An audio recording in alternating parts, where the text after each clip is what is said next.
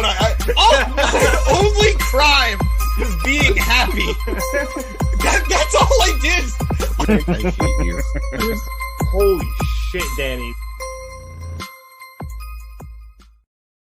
Hello, everybody, and welcome to the Mark It Down podcast, where it is Friday night, and for some reason, we're covering Smackdown. Wait, it is a new year. We decided to start doing something new, starting to add a new life to the podcast. We've heard you guys. You want more of us. You love us. You really love us. You love us so much, you want more of us. So with me tonight is somebody you guys have never met before. He's a newbie, but he is a longtime wrestling fan and a good friend of mine, my man, Matthew Cascone. Here he is.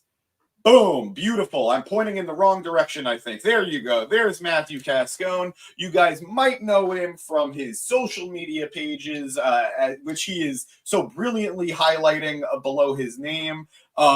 If you're a New York wrestling fan, chances are you've seen Matthew at a show, whether it's AEW, WWE, Impact Wrestling, or your local indie. Matthew is a familiar face, and a face I am happy to have on the podcast tonight. Matthew, thanks for being here, buddy. Thanks. I'm happy to be here. I don't think anyone said my full name that many times in a row. I'm going to have to get used to that. Oh, yeah, no, we're all about hyping ourselves up and hyping up each other here. I don't want to say friends because most of us hate each other, but we are comrades. Well, I mean, I hated you the first time I ever saw you, so I get that a lot. I get either hate or wow, is your friend James gay? And not that there's anything wrong with that. So that was a reference for you because I know you're a Seinfeld. Yeah, big Seinfeld wrestle posting guy, and no one's ever asked me that about you, but. Like, hey, different strokes for different folks. And exactly. But as long as we're not stroking each other's blokes, we're good. At least on this channel. No. As Eric put, Rev's looking a little different tonight. I mean, there's nothing wrong with a height reduction. There's nothing wrong with, a different voice or anything. Sometimes, like I said, we're trying to spice things up here at the podcast. So, Matt, we're going to get into Smackdown tonight. First time, I think, in the history of Mark It Down, we're going to be covering Smackdown Live.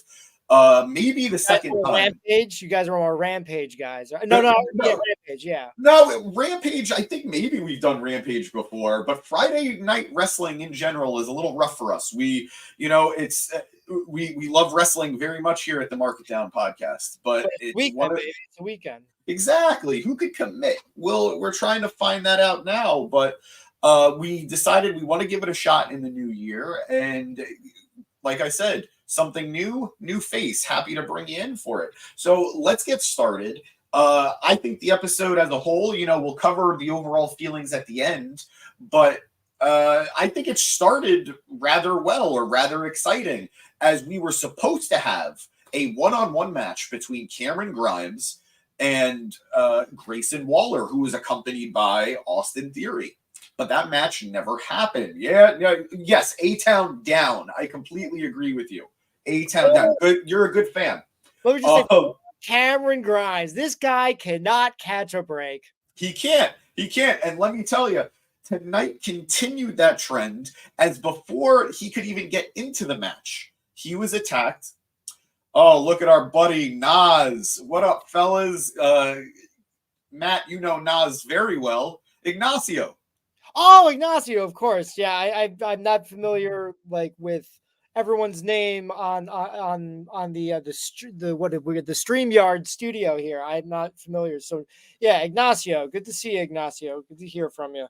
But Nas coming in. Cameron couldn't even get his music playing. We beat up.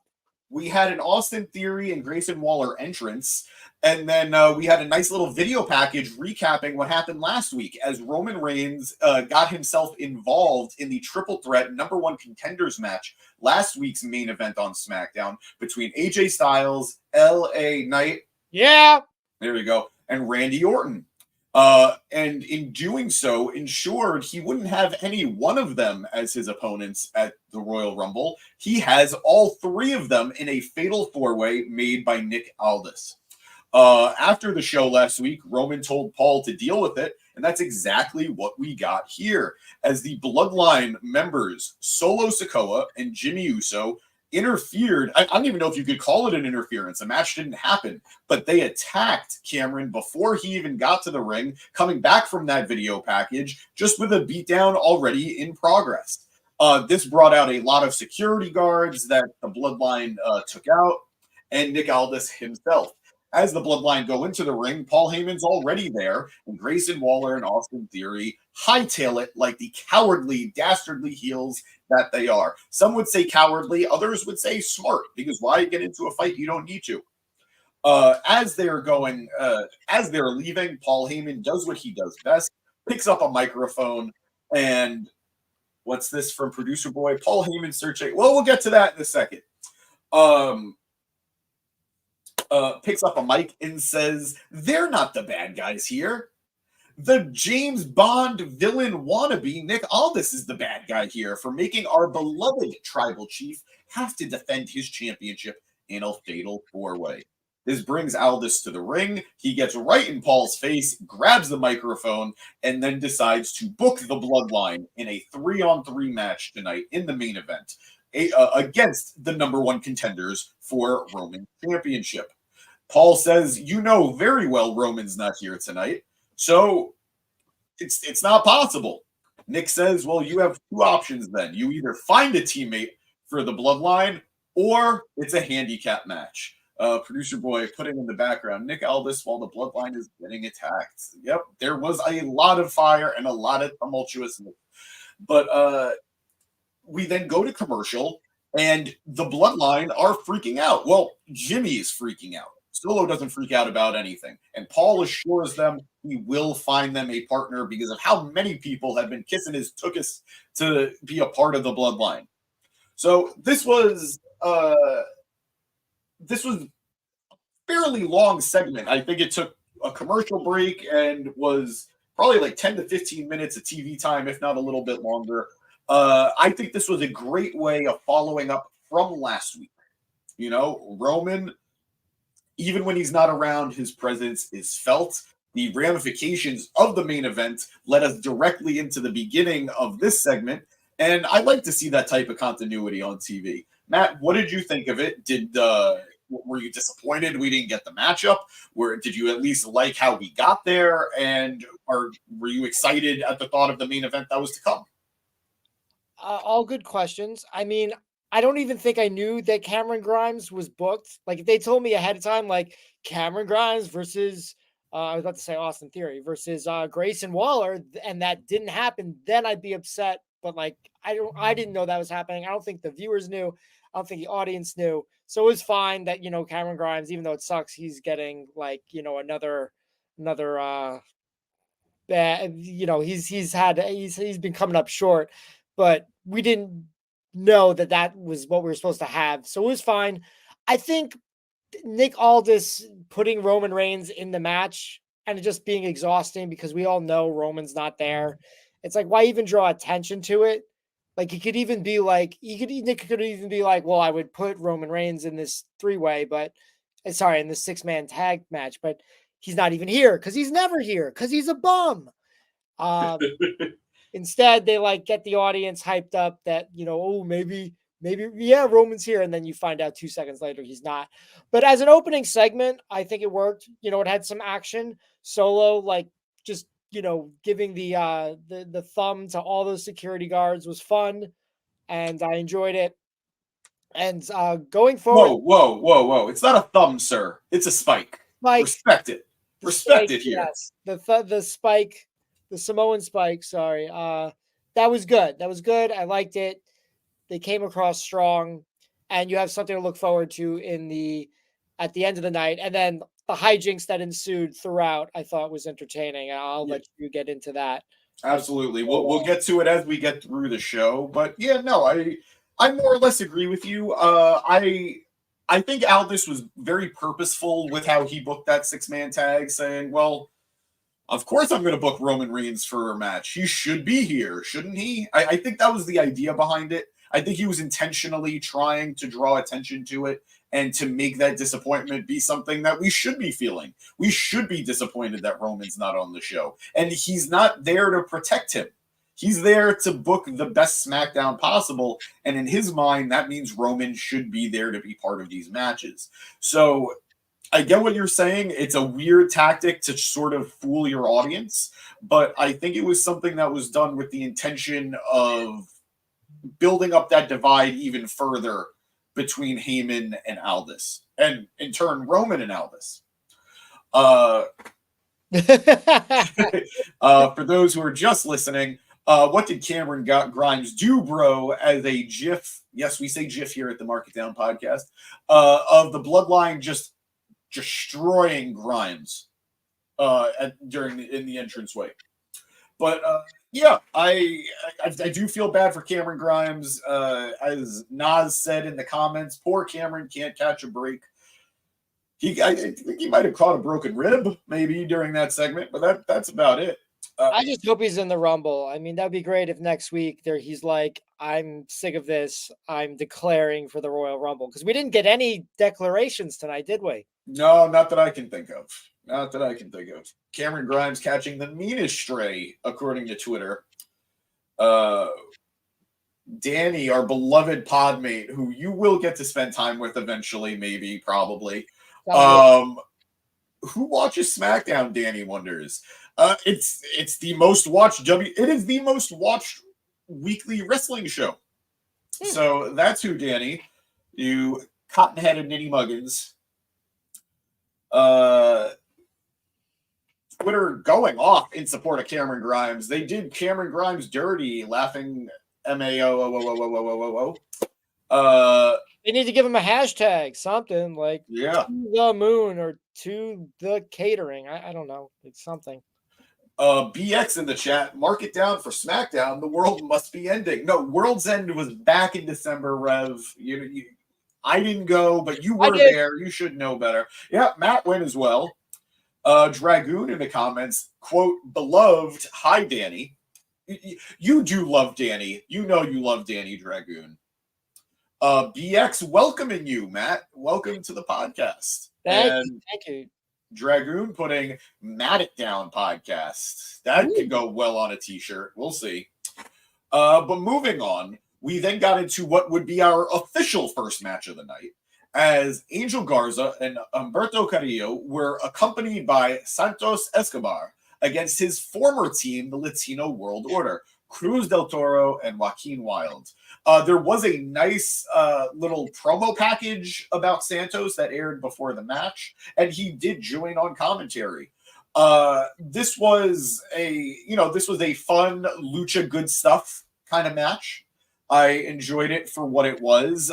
Santos is, I don't think this is a surprise. I don't think this is something that is a shock to anybody, but man, Santos is charismatic. He was great on commentary, in my opinion, taking a great line that I believe it was Corey gave him, which was, are you doing this because you want the respect of the WWE Universe? And he says, no, I know I have the WWE Universe's respect. I demand Rey Mysterio's respect. I love that line.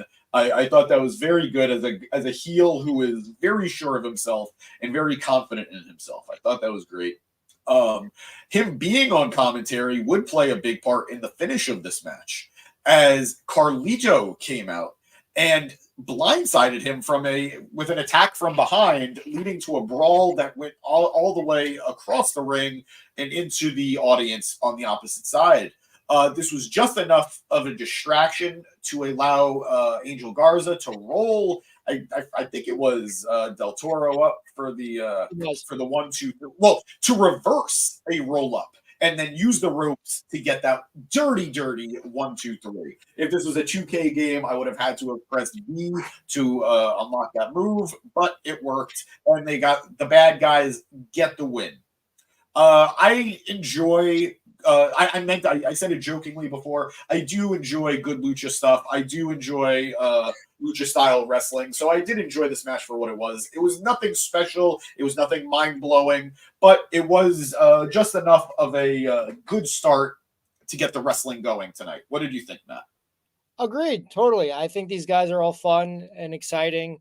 And it was Garza who pinned Joaquin Wilde. It was Wilde. Okay. Yeah. I mean, we should remember because Joaquin Wilde's on fire right now. Yeah, he had that gigantic jump in NXT, what, a week ago, 2 weeks ago? Last week. Last week, yeah. Well, whatever it was, it's hot in our minds, fresh in our minds. Absolutely. And yeah, it's interesting. I've noticed it seems like there's a bunch of trios coming up in SmackDown. No, don't get me started. Don't get me started. I have been pushing for WWE to have a trios, if not championship, at least something, a trios division of some sort, but it ain't happening. Oof. Yeah, man, look at that. These guys, if this was an AEW match, people would have hated it. But excellent flippy stuff in this match between these guys. I miss Garza's pants. What happened to Garza's pants? That's a babyface move. He's always done it, bad guy or good guy. I know, but they're definitely doing something a little bit different here with him and Humberto. I get it. It's a little bit of a bummer because I think Angel has so much charisma. Oh my God, I am very excited and very nervous for what's about to happen. But I think Angel has so much charisma. And I think he has all the potential in the world to be that big Latino star that WWE has been looking for honestly, at this point, decades. But they just never have really given him the opportunity. He's always been playing second fiddle, either to Andrade or being in that tag team, or now to Santos. But yeah, I'm not going to give him an introduction. He's just going to join in at some point. So guys, don't you worry about it. Moving on, we then had a backstage segment as Nick Aldis was chatting with Carmello Hayes. He is clearly trying to recruit Hayes and asks him about entering the Royal Rumble when Grayson Waller and Austin Theory interrupt. Oh boy. First of all, what? You were in the middle of a sentence and you stopped it. Look, I just came here to say we here at the Market Down podcast do not pronounce it GIF, okay? We're not fucking 12-year-old morons, okay? We say GIF. James, the man who created it calls it GIF. The he man doesn't who speak for created all of us. Yeah, and the people who make Uno don't have the rules right either, okay? These are just things that are accepted by society, and there are a few things where it's just not cool to try to be counterculture about it. It's not even that's one of them. It's not even counterculture. It's a pretty 50-50 culture thing. Has been decided. No, it's not 50-50. It is maybe at best 85 to 12, and then there's 2% or 3% slanderous that don't care at all. Egregious. Preposterous. I call it GIF, but I mean I'm new, so I say what you will. You can say GIF. See, this is him just trying to get on your good side. He's new. And it's working. Knows me. It's already working. You're doing a great job, Mark. Okay, and everyone's Mark until they've earned a name. So we're still Marks. We're still Marks. You're doing great. It's called the Market Down Podcast for a reason. But anyway, that's all I came here to say. And I assume everyone else agrees with me. As Dragoon in the comments, because I'll ban him real quick before I go. No, he's not. He's not. Okay, all right. So then whatever. All right. Well, I will say he was, and he agreed with you. That's good. Maybe I won't ban him this time, but I think Eric's right. Matt's got it from here. Like, let him take the freaking reins, James. Okay, take the. I got moved to the bottom. This is bull. Moving on up. I'm on the left. Oh God! See, Matt, I knew you'd be a good addition here. I knew you'd be a good fit with with this insane clown posse of a group. Thanks, broski. I'm glad I got that in before he left. You were up to they were in the office of Nick Aldis. Yes. You're seeing Carmello Hayes. Of course, but we do have to acknowledge the comments real quick. Everybody agreeing with me, obviously, that it is GIF. And then Dragoon saying this abuse of power is going to be noted and reported to the proper authorities. I'll see you on Raw. Dragoon, you could show up for Raw, but that doesn't mean Danny's going to show up for Raw. But please do. We need somebody on Mondays. But anyway, yes. Aldis has Carmelo Hayes backstage trying to recruit him, asking him about his plans for the Royal Rumble when they are interrupted by Austin Theory and Grayson Waller. A Grayson Waller who claims he won tonight. You know, that was a win by forfeit. I don't know if that's how it's going to look in the record books, but I'm sure he'll call it that. Carmelo Hayes, very tired of having to continuously deal with Grayson Waller and Austin Theory, is ready for a match. He challenges Waller, but he says he already wrestled. But his buddy Austin Theory would be happy to wrestle him. Really not sure if that's true by the end of the match. But that match is set for later as Austin Theory and Carmelo Hayes are ready to go. Two of the hotter young talents in WWE. I've known of Carmelo Hayes back when he was Christian Casanova in the independent scene before NXT. So I'm really happy to see the cream rising with this talent. And Austin Theory, I think, is finding a second or honestly third win now with this tag team with Grayson Waller. So not the same level of apathy I would have had 6 months ago if this match was booked. So, looking forward to talking about that match, unfortunately, later. We then had a commercial break, and coming back from that, we had the Latino World Order walking backstage when Paul Heyman jumps up with an apple and asks Carlito to join him and the Bloodline in the match tonight. Carlito says he is looking for a fight, but only with Santos Escobar, and he does take the apple, but not the offer. We then get a hype reel for Kevin Owens punching Logan Paul, U.S. champion Logan Paul, animal abuser Logan Paul, mid-level podcast host Logan Paul, not welcome in Japan Logan Paul. We get a nice highlight reel of Kevin punching him square in the face with his cast. We then get Logan Paul, let me just rephrase, animal abuser Logan Paul, responding to Kevin Owens, saying that he's not there tonight because he would never go to Nebraska. And he's very glad that he got that punch from Kevin because it's not just the black and blue, it's evidence of Kevin Owens and the liability that he poses with that cast. He says they might have a match at the Royal Rumble because, yes, Kevin Owens is the number one contender after beating Santos Escobar last week on SmackDown. And if that match is to happen, Kevin Owens cannot have the cast. What did you think of this segment? Are you looking forward to the match at the Rumble? Or are you looking? How do you think Logan came across in this segment? I think Logan always comes across strong. Like whether you like the guy or not, I'm not particularly a fan. I think you can't argue with his results and that he's having strong performances all around. I don't think we should sell short that segment with Carlito and Paul Heyman. Like, for me, A+ with the apple. I love the line. It was the match and the apple were a package deal that Heyman screams as Carlito's walking away. That was hilarious for me. But I definitely think that Logan Paul, back to him, and Kevin Owens, they're putting this match together. It's something you want to see. You know, you think probably Kevin isn't winning. Something's going to happen with this cast or whatever. Maybe it'll be a stipulation match. Maybe it won't be. We still have 2 weeks to find out. Regardless, I think the work that they're putting in is strong and it's interesting and I want to see more. Yeah, no, I completely agree. I completely agree with that. And look, I will always rag on Logan Paul because, he deserves it. But at the end of the day, what he does offer to WWE really can't be questioned. He is an exceptional talent in the ring, and he is great with a stick in his hand. And I will also agree with you. Let's see this tweet that Producer Boy brought up. Random, but there will be a time when Logan Paul will have a feud with CM Punk in the future, and Logan is going to mock him by hitting a clean buckshot lariat, and I think that'll be hilarious. Damn.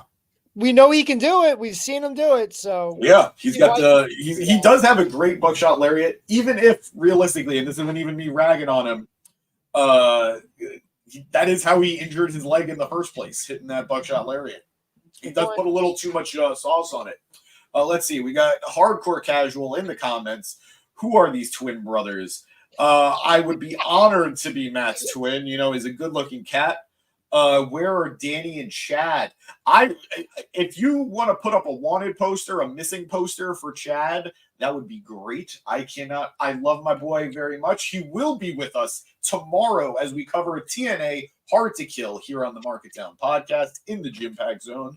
But unfortunately, Chad's not here tonight, and you did just miss Danny. Go rewind the video after we're done, and you'll get to see his beautiful face. He is not feeling well, so please send your best wishes to Danny in the chat. Where is the guy who lives in a duplex? Producer Boy is always with us, both in our hearts and backstage. There he is, my man. Found parking. Very happy he's here with us tonight. Tweet a picture of Roman Reigns. I want that Pepsi versus Prime drink battle. No. Disgusting. Awful. But anyway, and yeah, just to bounce off what you said, I did very much enjoy the Carlito Paul Heyman back and forth. They have a lot of history. They've both been with WWE. They were both with WWE around the same time when Carlito was making his initial rise as a young wrestler, and I'm sure they had a lot of history backstage. Moving on, we did have what was, to me, one of the highlights of the night. Non-wrestling, but a backstage segment between Tyler Bate and the man known as Butch. They were reminiscing about last week. Tyler Bates finally, he's on the main roster debut, teaming with Butch against Pretty Deadly. They're going back and forth about, what it means to be a team and their history and what type of man is Butch actually? Is he happy with who he is, or is there another name that might mean a little bit more to him? I won't lie to you guys. Very glad Danny's not a part of this right now because he would have been very upset. But I loved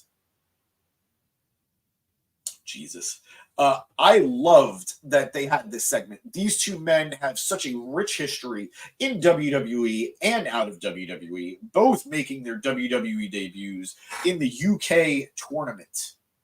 In my opinion, one of the best tournaments WWE has had in years and years. And of course, they were a part of British Strong Style and Mustache Mountain.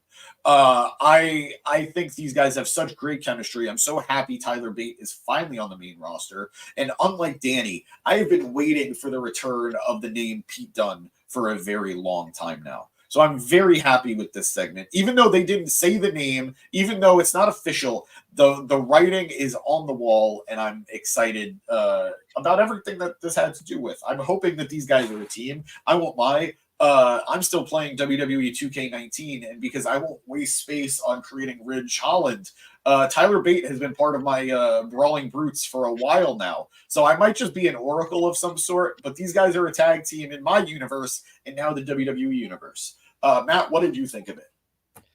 I liked it. They could have just thrown these guys backstage and done a segment. It's like, no, just put them in the real world. Yeah. And it feels real. There's not like some indie wrestlers in the background.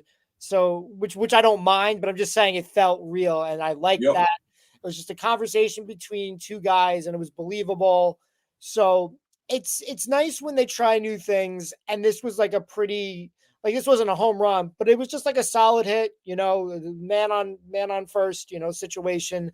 And we'll see where it goes and how far it'll go.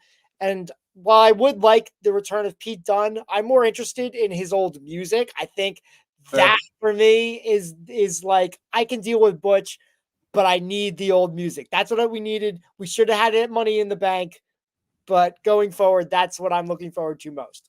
I understand, man. He had a hell of a presentation before he was Butch. Going to the tweet that Producer Boy brought up, it's a very funny SpongeBob meme, which he pulled down as soon as I said it. Trent Seven watching Pete Dunne and Tyler Bate resurrect British Strong Style. Hey, man, Trent Seven will be at the TNA Hard to Kill pay-per-view tomorrow, so he's doing stuff. He's doing stuff. He was going to be the third man of that team anyway. At least in TNA, he could probably get a win. We have too many trios as it is on SmackDown. Never enough trios. Never enough trios. But some of them went wrong. Stable wrestling is the future of wrestling. But there's no. But regardless, yeah, poor Trent Seven. But no, he's doing well for himself. Looking forward to Exactly. that pay-per-view. Moving on, we had our first and I believe only women's match of the night as Bayley took on Bianca Belair. A Bayley who was flanked by Damage Control, every member. And as reassuring as you might think that would be, it really wasn't. As Damage Control collectively decided if Bayley was going to be out there against Bianca Belair, it would only be Bayley against Bianca Belair. They purposely, very consistently, did not interfere on behalf of Bayley in this match. Bayley, at least one or two instances, trying to get them involved, trying to create a scenario where they could attack Bianca on the outside, and getting rejected. We got a tweet, Bayley and Damage Control on SmackDown after the Royal Rumble celebrating Bayley's win. And it's the video of Randy Orton getting turned on by the rest of Evolution. We'll see. There it is. Boom. Yeah. I can see that happening. I've been waiting for the cracks here for Damage Control for a while. We've all been, seeing the cracks forming. We've all been expecting that breakup sooner than later. I don't know what the final piece is going to look like at the end. I don't know where everybody is going to land. I do think the Japanese women are probably going to stick together. Dakota is kind of the question mark in where she's going to go. But all that aside, the match ends after Bianca Belair finally hits the KOD. I said that right? KOD? Yeah, Yeah, hits the KOD on Bayley and gets the 1, 2, 3. I actually very much enjoyed this match outside of the story they were telling. They had a very smart Bayley countering a lot of Bianca's stuff, and Bianca is just always looking like a superstar. She hit a lot of her usual spots, a lot of her big stuff, but I don't mind when she looks that good doing it, and just seems so imposing when she's doing it. And of course, like I said, Bayley looking really smart in her counters to Belair. I love that spot on the outside where Belair is sort of bending Bayley against the ring post. And Bayley's able to get out of it and put the pressure on Bianca. I really enjoyed the match, and I'm excited for where this goes. What did you think of it? Yeah, I thought it was a very solid match. I think the hair stuff's hit and miss, but I think the hair spot they had this match was decent. They tried something new, and I think for the most part it worked. And while I did like the match, and I think both these gals are very, they're very talented and they can put together a good match, and they did that tonight. I think both their characters are just boring and need some kind of freshening up sooner rather than later. I'm sure we're gonna get something with Bayley soon. Yes. But I think they both. It's unfortunate when you have two wrestlers that are character-wise are not hot at all, and they have to be in a match against each other. And it's a match we've seen already, so the stakes. I wasn't very invested in the match. Let's put it that way. Even though it was good, my investment was very, very low. And that's understandable. Like you said, we have seen this match several times already. I am invested purely on the story at this point. And granted, seeing this match 100 times, they are two of the best women's wrestlers on the planet. So I'm not going to be that bored. But yeah, I agree with you on both characters being a little cold. I'm willing to forgive it because clearly Bayley is on the verge of something different. I think we're going to get babyface Bayley for the first time in I think 6 years. And I know Bianca's sort of in a rough place because she's very much right now the embodiment of John Cena. She is going out there doing charity work after charity work.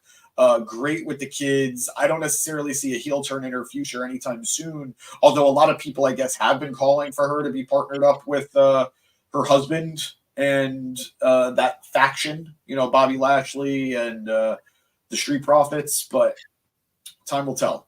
With that, I mean, they have the two of them, Bianca and Montez, they have a reality show coming out very soon. I think they're doing some sort of presentation, Royal Rumble weekend, whether that's for press or whether that's going to be when it debuts, I don't know. So that's definitely in the works. And it doesn't even look like we thought the Street Profits were going to turn heel with Bobby Lashley, and it seems like they're still together, but it does not seem like that's the case. So she could be put with them It's and true. not have to turn heel. No, that's very true. That's very true. I think we're going to see a similar instance as to what happened when Miz and Mrs. started airing on TV, in which Miz was a heel, and of course Maurice was with him as a heel, but their undeniable likability on that show translated to them getting cheered on WWE television. So maybe this will be a shot in the arm for Bianca, but I don't think it's going to do much in terms of changing her character. But it will probably boost Montez. But we'll deal with Montez later, as he may or may not make an appearance on SmackDown. We then go to a pre-cut promo, where Kevin Owens responds to Logan Paul, saying that if he wants to call the cast an unfair advantage, that's fine. But they both know that that's not true. His hand is legitimately broken, and it will, but it's not going to stop him from being face-to-face with Paul next week on SmackDown, as he invites him on to the Kevin Owens show. I am very much looking forward to Kevin punching him in the face again next week on the Kevin Owens show. And I'm looking to see what Kevin's going to do to counterbalance the cast. Anything you want to say about it? I think I touched on it before. I think this has been good progress on both of them. Obviously, we talked about Logan's part in this episode, and now we're seeing Kevin. And I think it was equally as strong. Kevin's always reliable. And, a simple backstage promo can be interesting. And we have something to look forward to next week with the KO show. Absolutely. Absolutely. Look at them booking a week ahead of time. I love it. Back from commercial, we do have Bayley confronting her Damage Control partners. Very confused as to why they didn't help. And Dakota says the ref was watching. They didn't want to get her DQ'd. And she told them that at the Rumble, if Bayley is looking to fulfill her promise that every member of Damage Control was going to hold gold, that means Bayley was going to need to win the Royal Rumble so she could go over to Raw and win the Raw Women's Championship. On her own, specifically. On her own, specifically. Very well. Thank you for bringing that up. On her own. Trouble in Paradise for that team. Let's see, where we go from there. Very interesting to see the Japanese women not necessarily taking a back seat, but not getting too close to Bayley either. And I think Dakota is the bridge. She's absolutely to be an interpreter. She's the only one that's not able to compete, so she has to do something. So she's become the interpreter and the bridge between the Japanese gals and Bayley. No, I completely agree. Moving on, we talked better soon. Though, who's that? Dakota, yeah. Oh yeah, no, I agree. She's such a good talent. She's such a talented performer in many different facets of what it makes to be a good professional wrestler. So yeah, hoping Dakota comes back soon. We then go to back to the ring as Bobby Lashley and the Street Profits make their entrance. They really need a team name at this point, right? I understand not calling them the Hurt Business, but they need to be something. They just can't be the Street Profits and Bobby Lashley. They also can't be Dem Boys. Let's just put that out there right now. Yes. But we're looking to bring peace here at the Mark It Down podcast. We're not looking to poke any bears, especially a bear that looks like Mark Briscoe. What about Lions? Apparently, they were supposed to be called the Pride. Did you hear that? I didn't. I don't hate that though. Though, yeah, I heard today they were thinking about calling them the Pride. Whether that's true or not, I don't know. Yeah, I don't hate that. I'd be down for that. But Bobby gets on the mic and calls out Karrion Kross and his boys, the Authors of Pain, another group that needs a group name. The lights go down and Paul Ellering makes his entrance. He points to the Tron and they do a video package for Kross and the Authors of Pain. And I'm looking forward to this. I'm not the biggest guy. I'm not the biggest Karrion Kross guy. I think he's been better everywhere else. I think he's been better everywhere else than he's been in WWE, and that includes NXT. I thought I've gotten to see Kross on the Indies and I think he is very charismatic in person. Of course, he and Scarlett did have an Impact run for a little bit, which again, I'd argue he came across better in Impact than he has in WWE in any roster for WWE. But I'm excited for him to be flanked by the Authors of Pain, another group who, if I'm going to be honest, as a tag team, have never done anything for me that have made me really love them. But I love when they're associated with other people. Like I loved when they were the heavies for Seth Rollins. I really enjoyed that. And as much as I just said they've never done anything that's really wowed me, I'd be lying if I said they weren't involved in some of the best tag team matches during their NXT run against DIY, against FTR. So I'm excited for these guys who are older and apparently have not wrestled at all since their WWE release.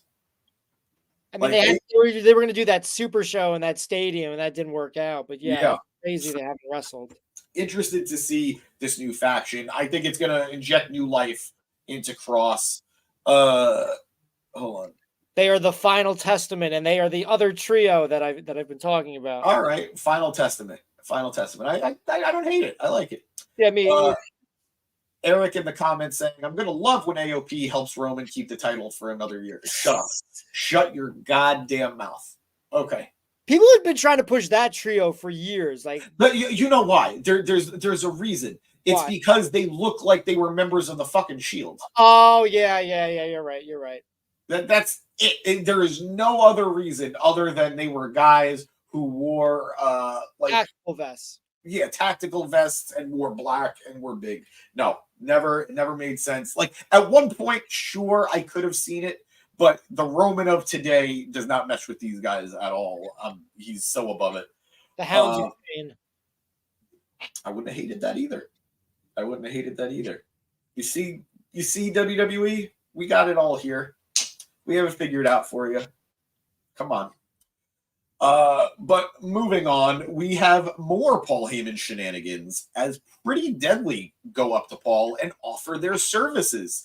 I love this bit. I loved it. I thought it was super fun. I thought it was the right amount of silly. They embrace Paul, arms around him, and then Paul reminds them that they just need one and that they're going to be wrestling AJ Styles, LA Knight, and Randy Orton. That is more than enough to scare Pretty Deadly away, and Paul is once again hand out with nobody looking to fill it. Did you like this? Because I really did. I didn't really like it. No, I think it's fine. I understand it just didn't work for me. Again, I think Carlito had the interaction of the night. Even it was just really Paul Heyman that segment that did it for me. But this particular segment, I feel like you have to have some reason why they're dumb. You know what I mean? There's I know wrestling could be cartoony, but just the fact is just okay, he only needs one person. They should have known that from the start or something like that. I don't know. It just didn't work for me personally. Are you not a fan of Zoolander? I am, but dumb people don't need logic behind their stupidity. Dumb people are just sometimes very dumb. And I think that was the case here. But I am also an apologist for silliness. I love silliness, so I'm more likely to forgive this stuff. But I don't think you're wrong, if that makes you feel better. I'm just going to strongly disagree with you and wag my feet. I feel fine. We can disagree. Agree to disagree. It's fine. Damn right. Turns right. Off Moving on, we are now going into what should have been one of the most exciting aspects of the night, but we unfortunately... Oh, no, actually, I'm sorry. I'm a little ahead of myself here. We had another Paul Heyman bit.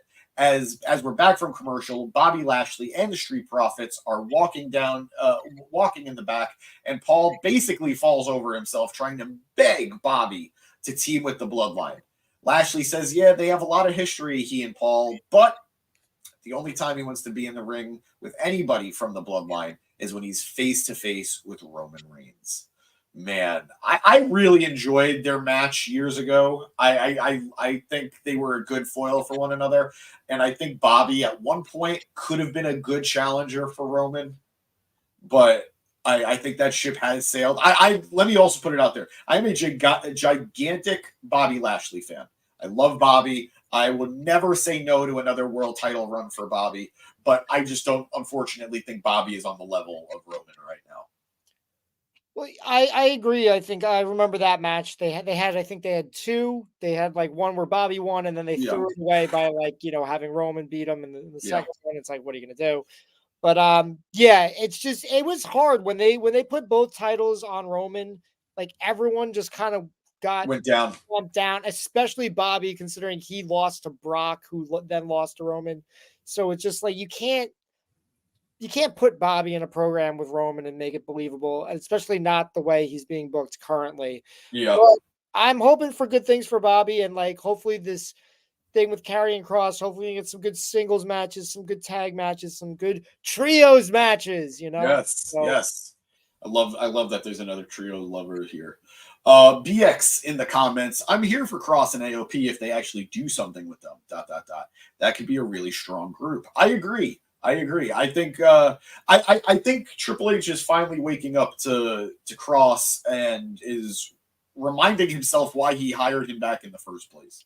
So, I'm just shocked Ellering is with them. Like I think that would have been. I'm not mad about it. I'm just shocked that they rehired him as well. I figured they'd be like, "Oh, AOP's enough." Like they've got the three of them and Scarlett. That's good. But it's like, no, they're just gonna go with Ellering, and I'm like, all right, cool. Like we'll see.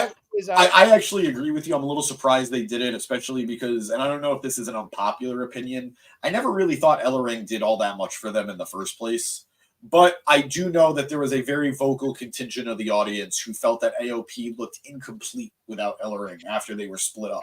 So I think this is to appease them. Let's see how long Ellering lasts. He didn't last long the first time, if we're being honest. When they were on the main roster, yeah. Yeah, so give it time. We'll see. And I got nothing against Ellering either. I got nothing against him, but I don't care if he's there one way or the other. And then we have Eric in the comments saying, assuming this is Bobby putting his name in for Elimination Chamber. Do you mean the Elimination Chamber that supposedly Roman Reigns isn't booked for? Do you mean the Elimination Chamber that if he is booked for, everybody thinks it should be The Rock versus Roman Reigns on Elimination Chamber? That's my vote. I think that's happening, but that's a discussion for another night. That is a discussion for another time. But yes, I don't know. Elimination Chamber is a very blank slate for me. We'll see how it goes. I think it'll be one of those like number one contender ones. And I definitely think if it is, Bobby's a shoo-in to be in that match. I meant the actual chamber match, said Eric in the comments. Yeah, no, we agree. We agree. I was just bringing awareness to the fact that Elimination Chamber right now is the biggest question mark in WWE's schedule. So I'm very nail-bitey about it. I think we can. It's a safe bet that the Elimination Chamber match will be on the Elimination Chamber event. That's all. That's what we can say for sure. Yes, right? yes. Safe bet, very safe bet. But moving on to a match that again should have been one of the highlights of the night, but unfortunately turned into a very scary low light. We had Austin Theory versus Carmello Hayes. We didn't really get to do much with these two guys. They were really just starting to feel each other out and get into a higher gear when, unfortunately, as both men were on the top rope, Theory goes for the low main pain. But as he makes the flip with Carmello, they hit heads on the mat or with each other. I'm not entirely sure what that turned into. But you think it was both? Sort of, yeah. But it turned into a no contest, unfortunately, as the match was stopped. And we went to commercial break. It was a very scary spot to watch, guys. For two young talent, who you don't want to see get hurt. You never want to see anybody get hurt, but you don't want to see two young talent who are just really starting to dig their heels in and get some momentum going. You don't want to see an injury like this happen. It was very scary, and I don't know where we're going from here. By the time we went to commercial, both men were still on the mat. Haven't really gotten up. So we are going to be waiting for medical updates. If this is legit, I have to believe it was. It wasn't the type of match that I think you would go for a worked injury, but wishing the best to both Carmello Hayes and Austin Theory. Like I said, very scary and hoping for a positive update sooner than later. Theory looked like he got the worst of that. Twitter. Yeah, no, I saw him bounce his head off the mat. it was a scary spot. Matt, what did you think of the little bit of match that we got and just the spot in general? For the most part, I haven't been a fan of Theory like almost his entire career. Like you talked about seeing Carmello Hayes on the Indies. I was not aware of him on the Indies, but I was very much aware of Theory, and just I never thought he wasn't talented. He just never did anything for me, and I never really enjoyed his matches. But this, I think on paper, this could have been like match of the night. This could have stolen the show, and I was looking forward to it. And what they got in, I think they got in more than maybe you're remembering. I felt like they went for at least 10 minutes, but I could be wrong. Wow. Yeah, I thought they went like 5, but maybe. We can run it back some other time, figure it out. But I did feel like what they had gotten in was enough of a match. It just stinks that unfortunately it ended the way it did. Yeah. And I for sure definitely don't think it was that was a planned finish, because it's just so random, but also not really spectacular. It's just kind of like, oof, that looked nasty. Yeah. But not like car crash nasty, where you're like turning your neck and as you're driving by. So hopefully they'll be able to do this match again. I think Carmello was definitely poised to win. I mean, you think about them in the United States Championship tournament. Austin lost in the first round to Owens, and Carmello beat Grayson Waller in the first round. So it would make sense for Carmello to then beat Austin Theory, who is, I think at this point, is the lesser of the two in this little duo they got going. Yeah, probably. Grayson Waller. Yeah. So hopefully they're okay, and I would love to see them run this back next week and finish up and go with that original finish and show us some new stuff as well. Yeah, no, absolutely. According to Nas in the comments, he luckily they are okay. He just read that they both had facial contusions. You know, thank God. Like I said, you never want to hear anybody getting hurt, no matter the circumstances. So, God willing, that's all we hear tomorrow as well. After Ignacio, if you know how long they wrestle, let us know that too. Let's see, an official WWE update from Twitter or X, depending on who you follow. Update: following their match tonight on SmackDown, Theory and Carmello were evaluated for injuries. They both suffered face contusions, but both will be okay. Thank God. That's what you want to hear. And like you said, hoping they get to run it back next week. Definitely. I mean, we got time to kill before the Rumble. So exactly, it was almost 10 minutes according to Nas. So yeah, no, you're right.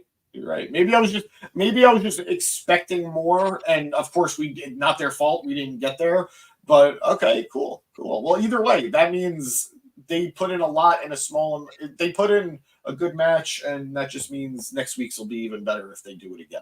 Yeah, what we saw out of them was good, and I'd like to see more. So here's hope. Moving on, we go backstage as Jimmy Uso presses Paul Heyman for the name of their partner, and Paul doesn't have a lot to say. He said he interviewed everybody in the locker room, but no one is worthy to team with the Bloodline. So it's over, but he has faith in them, just the two of them. Jimmy says he's worried, but Solo says he isn't. And Jimmy mockingly changes his tone, saying he's not worried then either. I got to say, I was really worried about Jimmy coming out of this Bloodline shakeup when Jay left, because Jay has shined with everything that they gave him. Jimmy was the member of the family, the member of the team with the least spotlight given, really. It's not necessarily that he was doing anything wrong. They just didn't really do much with him. But I think there's, the troubles he's had in the past probably prevented him from of course. And then also the injuries. So yeah, of course. And Jay was able to capitalize on things that Jimmy was not worried. No. Yes. I wanted to talk about this. Yeah. Go for it. This is growing on me. No yeet. No yeet. That was when it first happened, when he got on the phone with Roman and he said yeet, and then Roman calls him and he's like, no yeet. I didn't like it the first time, but this time I thought it was so funny. And I'm enjoying it. I'm enjoying Jimmy as well. I think even though he's kind of become like he's the fool, he's the He's the fool in paradise. He's still enjoyable. And I think there's something to be said about whether you're a bad guy or a good guy. Fans sometimes gravitate towards the lovable loser. I mean, we look at guys in the past, Kurt Hawkins and his unbelievable losing streak. People jumped on that. So I think we got to keep our eyes on Jimmy. Hopefully he just keeps getting like spots like this because he is entertaining and he is very talented. And even though he's not the main event like Jey Uso, I think, he could be doing some needle moving of his own. No, I think so. And Eric in the comments, Jimmy is the new R-Truth. Wait a minute. Well, he's the SmackDown. Little Jimmy was real all along. R-Truth. He's the SmackDown R-Truth. He apparently. But he's his own man. He's still Jimmy. He's the real little Jimmy. He's the real Jimmy. Sure. Good stuff there. Good. I actually really like that, producer boy. Good for you. But yes, we then move on to the what would be the match as Randy Orton starts to make his entrance, but he is attacked. We started the night and we're finishing the night this way. He is attacked by Jimmy Uso and Solo Sikoa. They are beating him down, and then a Samoan spike sends Randy backstage with medical attention. This 3-on-3 trios match, which then turned into a 3-on-2 handicap match, now is turned into a traditional tag team match. Styles and LA Knight come out. They are bickering back and forth quite a bit. AJ, a little hesitant to ever allow LA into the match. And the one time he goes to tag him, LA is pulled to the outside by Solo, and he does make quick work of Solo, but he's not there for the tag. And AJ is pretty upset with that. They continue to go back and forth until Randy Orton finally comes out, music in hand, music playing very loudly, getting a good reception from the audience. And Randy makes the tag. He hits his spots. He hits his power slams. He hits his clotheslines. He hits his hung DDT. And finally, why don't you tell me the end of the match, Matt? What was the end of the match? Randy Orton hit the RKO on Jimmy and got the pin, I believe. There you go. They get the pin as they keep Solo, as the rest of the team keeps Solo on the outside. Post-match, Solo goes to attack Randy, but AJ takes him out with a phenomenal forearm, and Knight hits him with the BFT, and then Randy hits him with an RKO.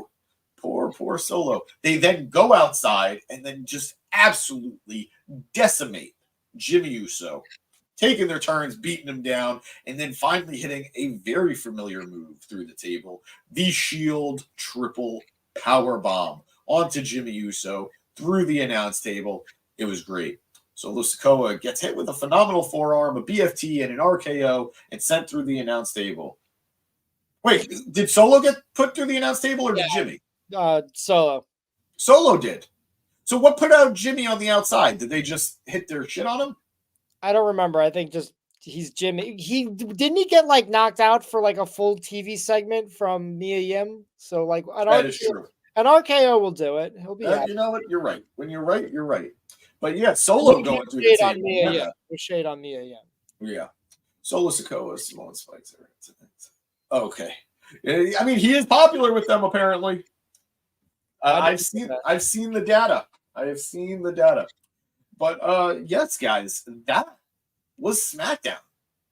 I enjoyed it. It was a little fillery, Not every episode is going to be monumental, but it was a solid show. Unfortunately, I think it could have been a great show if we had gotten the finish to Carmello and Theory, but I think it was a good show. A good show that didn't necessarily get a lot done, but it did move certain pieces forward, in particular, the Bloodline storyline with LA Knight, AJ Styles, and Randy Orton. Matt, what did you think of the show tonight? What was the highlight for you? What was the low light for you? What was your overall thoughts on the show? Definitely the highlight was Paul Heyman yelling at Carlito. There you go. That just, Paul Heyman doing what Paul Heyman does best. It wasn't a bad episode by any stretch of the imagination, but I think for me, it's like a skippable episode. Like, you know, I was happy to watch it and talk to you about it, but like if the option was like stay home and watch this episode of SmackDown, or go out with you and some friends to, you know, to a bar or wherever, it would be like, you know, like the going out. Like it wouldn't be like, I again, got you. completely skippable in my opinion. But if you had watched it, you know, it's fine. It's fine. Yeah. So fair. That was my final opinion. Fair. Nas in the comments saying he thinks Jimmy got hit with the steps. That's right. That's right. Yeah. Thank you for that. I kind of just went on airplane mode, my mind. Thank you for that, Nas. And then saying they're just killing time until the Rumble. Absolutely. It's we're going to get one more good episode of SmackDown before the Rumble. The rest of it will be a little bit filler. We got, I think, 2 weeks till the Rumble. So, yeah, just give it some time. But yeah, guys, that was SmackDown. We are looking to make this a more regular part of the Mark It Down roster. We will update you guys if this is going to be a regular thing, but we're very happy you guys joined us. If you liked us, you know the deal. Follow us on social media, or follow us here too. Why not? You know, let's get crazy. Let's get wild. Hit that subscribe button. Leave a like. You know, you want to get nuts? Come on. Let's get nuts.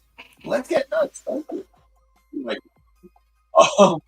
but yeah, if you do like it, please go follow us on all our various Instagram, TikTok, Xter. Yeah, Xter. Follow us everywhere. And of course, listen to us. If you're driving and you can't watch our beautiful faces, listen to our magical, salacious, lustrous voices on all audible platforms that you can hear us. Please, we would really appreciate that. And of course, guys, tomorrow we will be covering TNA Hard to Kill here live on the podcast.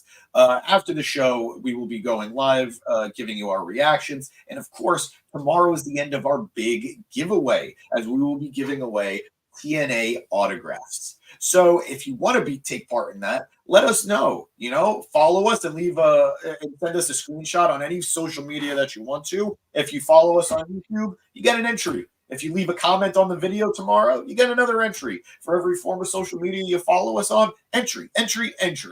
We want to give this stuff to you guys. We got some good stuff. We have Bullet Club autographs. We have Josh Alexander autographs. We have a slab of concrete. We have a slab of cement that PCO was thrown to that he signed. 1 of 1. Enjoy that, guys. So please join us tomorrow. Like all of us. Do us because we like you and we love you. So please, thank you for being here. Matt, thank you for being here, buddy. Guys, if you love Matt, round of applause. I'm going to give it to him. Round of applause. I think he killed it on his first night here with us on the Mark It Down podcast. And hopefully we get to have Matt again in the future. Matt, any parting words before we go? Thanks for having me. I had a great time. Would definitely be down to do this again. And if you're on Instagram, definitely follow me at Matthew Cascone. And if you like Lego, follow me on Instagram at Matt's Minifigs. I even do Lego wrestlers. So we got Cody Rhodes here. Even has little tassels on his jacket. So love it. Finish the story, buy the Lego. There you go. Well, guys, have a great night. And remember, Mark it down. Take us home, producer boy.